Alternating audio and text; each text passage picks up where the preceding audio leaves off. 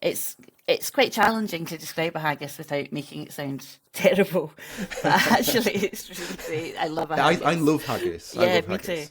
So essentially, it's a mixture of generally sheep pluck offal. So it would be the liver, the heart, and the lungs of a sheep or a lamb, most usually.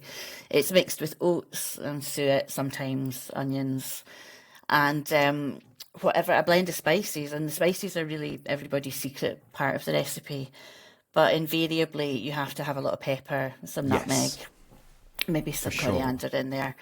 Um, and that's generally it. It's put into these days a modern casing or an ox bung. Traditionally, though, it was cooked in a sheep's stomach. A lot of Hmm. people still say it was cooked in a sheep's stomach. It tends to not be these days. And then it's boiled in the same way that in Britain puddings have been boiled for centuries. Doesn't sound great. Tastes absolutely amazing. No, it does, and a lot of these recipes, especially those ones with offal. I remember very much when I started cooking historical foods, it was a mental hurdle I had to get Hmm. over. I was quite a finicky eater looking back, really. So yeah, I really had to take a deep breath and a gulp before I started chowing down or Uh huh. making some of these old recipes. Sure. But it's not these ones because there are bad ones sometimes, Jenny. But they're never things like haggis. They're always something that you wouldn't expect that seems quite innocuous by the description that turns out bad. I really Absolutely. like all Yeah. these early puddings. I do think as well, if you're going to eat meat, I think it's sometimes an odd distinction to say I'm going to eat this type of meat, but I'm not going to eat these parts of an animal.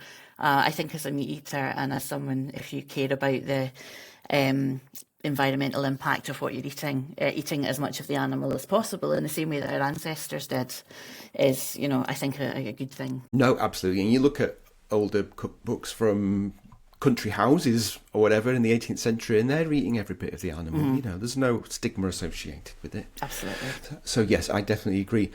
So the story of the haggis, well, I guess the beginnings of haggis, the origins as far back as we go, definitely overlap with your medieval interests, don't they? They do. So, in certainly within British food history, the earliest haggis recipes that are actually called haggis come from the 15th century. Interestingly, they're all from English collections. So, there's one of the Harleian manuscripts, I think Harleian 279, and also a Lancashire manuscript called Liber Curie Cocorum. I may have said that incorrectly. They're both from around 1430, and they both have recipes called haggis. They also, interestingly, have very similar recipes called franchimoil, which is something that I mentioned in the article. So these are Yes. very, very similar. Franchimoil is generally called an early haggis recipe, but these collections have both haggis and franchimoil. The only difference, actually, is that the haggis has offal in it. The franchimoil doesn't, although it's still cooked in the stomach of the animal. It's much more like a sort of bread pudding. Mm. So it's bread actually that these early one contains as well. They contain bread, suet, cream, not at all like a modern haggis, much more like a sort of bread pudding. Yeah, Saffron and pepper, yeah. it's funny that, isn't it? Because what what do you think constitutes a haggis? Looking at it from a historical point of view, sometimes you go in quite confident, thinking you know what a certain food is, like haggis. And then you look at things Hmm. through the ages, and actually you think, oh my gosh, this is actually it's quite a movable, It's woolly term that's actually quite difficult yeah, to pin down. it really is with haggis as well. The more I've read about it, the less certain I am. I think the things that people tend to agree on is that haggis should contain a cereal of some sort, so oats, generally oats nowadays.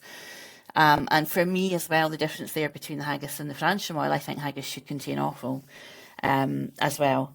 Does it have to be in a stomach? It did. Do you It did. reckon it Certainly. did? I think originally the word haggis itself was thought, some people have said the word haggis refers to part of the intestine. So it had to have that or be cooked in that to qualify as a haggis. So certainly it I did. see.